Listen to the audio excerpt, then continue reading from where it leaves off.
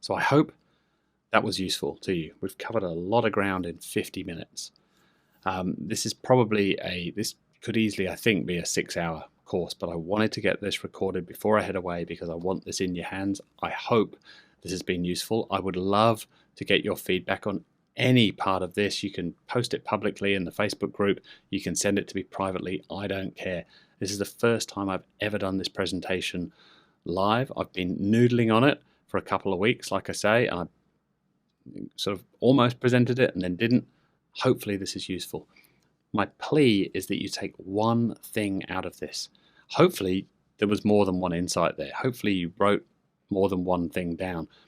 But maybe look at your notes now and circle that one thing and go implement that. Don't get lost in that. Yeah, that was great. He talked about a ton of stuff, but now I need to get on with the real world. Just take one thing, please, and go implement that today.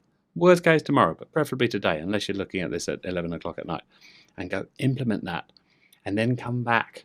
And if you can stand it, rewatch me and go through this again a week or two or a month or two from now, and I guarantee you'll see something new.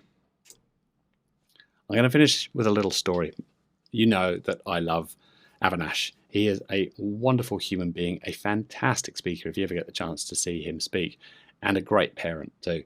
And he talked about you live or die by the data you collect and the quality of that data. I get asked all the time, when we're in a machine learning world, when AI is running everything, how are we going to be different from our competitors?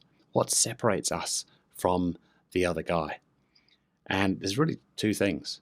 It's the creative and the data that you feed into the machine. So having the right data, the right quality of data, the right metrics, having clean data and enough of it is critical to making this whole game work. But beware the unseen data.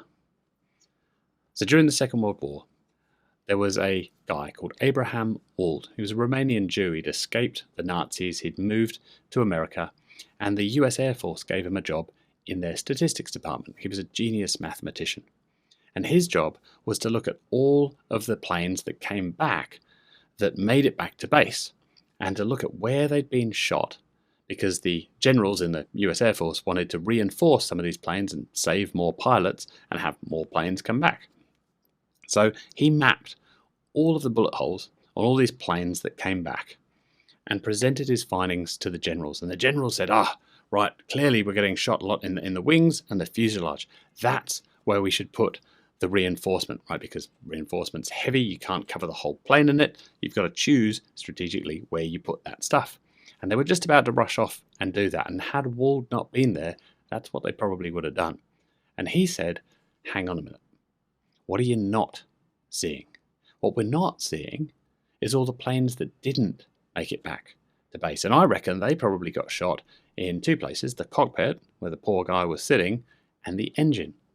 Those are the places that we need to reinforce, not the rest of this. These are the planes that made it back. Maybe it's not too bad if you get shot in the wing or the fuselage. Didn't hit anything important.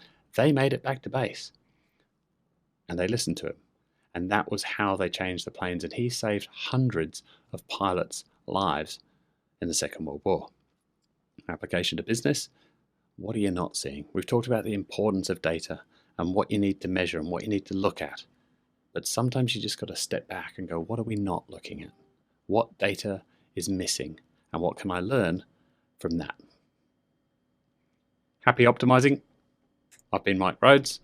Thank you, AgencySavvy. Thanks for being part of AgencySavvy. It's wonderful to have you in the group. I'll see you soon. Bye for now.